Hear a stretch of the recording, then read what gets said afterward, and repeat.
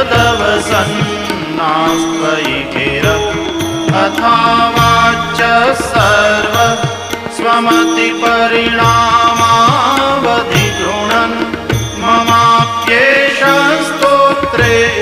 हरनिरपवाद परिकर अतीतः पन्थानं प्रवच महिमावाङ्मनसयो रतद्व्यावृत्यायं